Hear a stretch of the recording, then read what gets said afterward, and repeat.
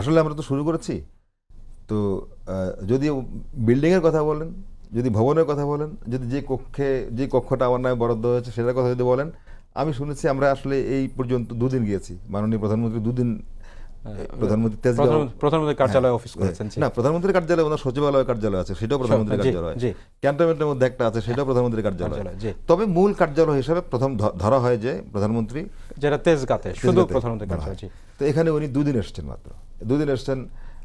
গত 2টা শনিবার কাজ শুরু করার পরে উনি কি এখন থেকে সচিবালয়ে 5 দিন অফিস করবেন আর একদিন প্রধানমন্ত্রীর কার্যালয় করবেন? এটা আমার ধারণা যে প্রথম দিকে আমার যে ধারণা, এটা উনি সচিবালয়ে যদি অফিস করেন তাহলে সেখানে মন্ত্রীরা আছেন, সচিবরা আছেন, ওই যে আপনি একটু আগে বললেন কাজের গতির সুবিধা, 180 দিনের যে কার্যক্রম, এগুলো যদি করতে হয় তাহলে ওনার যে কোনো সময় যখন তখন হয়তো যে কোনো মন্ত্রণালয়ে যোগাযোগ করতে হয়, হয়তো সচিবদেরকে ডেকে, মন্ত্রীদেরকে ডেকে কথাবার্তা বলতে হয়, নির্দেশনা দিতে হয়, উনি কী সমস্যাগুলো আছে, সম্ভাবনাগুলো আছে, সঙ্গে সঙ্গে জেনে সঙ্গে সঙ্গে ডিসিশন দেওয়ার সুবিধা হয়। এই কারণেই আমার ধারণা উনি সচিবালয়ে বেশি, আপাতত সচিবালয়ে বসতেন। নিঃসন্দেহে এখানে বসবেন।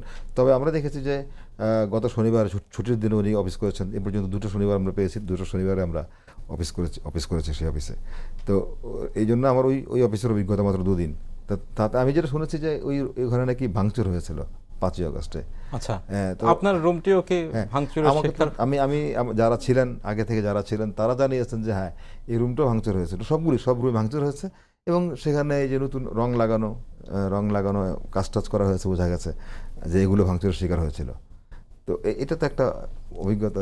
এটি তো একটা অভিজ্ঞতা হচ্ছে যে আপনার কাঠামোগত, কিন্তু প্রেস সচিব হিসাবে আপনার অভিজ্ঞতা মানে কেমন পাচ্ছেন, আপনার চ্যালেঞ্জটা কেমন দেখছেন? না এখন কারণ প্রেস সচিব আসলে এক ধরনের টেকনিক্যালি সরকারের মুখপাত্র, ফলে এখন এই জায়গাটা আমরা দেখেছি যে এখন থেকে ধরেন 20 বছর আগে, 30 বছর আগে যে ধরনের মিডিয়া ছিল, এখন তো সেটা না। এখন তো মিডিয়া আপনার শুধু টেলিভিশন বলতে, তো শুধু টেলিভিশন না, শুধু প্রিন্টিং মিডিয়া না, সোশ্যাল মিডিয়া আছে। এরপরে সোশ্যাল মিডিয়ার চ্যালেঞ্জ আছে।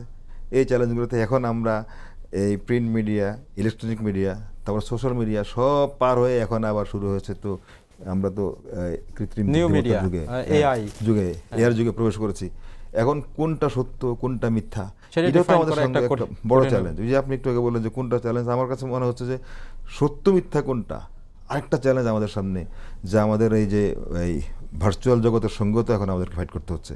এখন শুধুমাত্র আমরা যা দেখছি, আমাদের এই যে মানে যা ঘটছে তা না, শুধু যা ঘটছে না তার সাথে তাকেও মোকাবেলা করতে হচ্ছে। মানে ওই যে বলি আমরা ভার্চুয়াল জগৎ, তার মানে আমাদের সামনে কিন্তু আরেকটা জগৎ আছে যার সঙ্গে আমাদের নিত্য মোকাবেলা করতে হচ্ছে, সত্য মিথ্যা মোকাবেলা করতে হচ্ছে। তো এটা তো একটা বড় চ্যালেঞ্জ। বাট আসলে চ্যালেঞ্জ কি? কোনো চ্যালেঞ্জ তো চ্যালেঞ্জ না। একটা জিনিস যখন আসছে, এআই যখন আসছে, এআইকে আবার কিভাবে মোকাবেলা করা যায় সেটাও কিন্তু আস্তে আস্তে ডেভেলপ করছে। আমি অনেকের সঙ্গে কথা বলেছি, আমি দেশে এসে এই বিষয়টা নিয়ে আমি অনেকের সাথে কথাবার্তা বলেছি। আমাদের অনেক তরুণী আছে যারা এই বিষয়গুলো সম্পর্কে জানে, তারা জানে কীভাবে ফাইট করতে হয়, তারা জানে কীভাবে এই বিষয়গুলো মোকাবেলা করতে হয়। তো সুতরাং চ্যালেঞ্জ আসবে, এবং আমার ধারণা চ্যালেঞ্জ এই মোকাবেলা করার জন্য আমাদের সন্তানেরা তারাও প্রস্তুতি নিচ্ছে।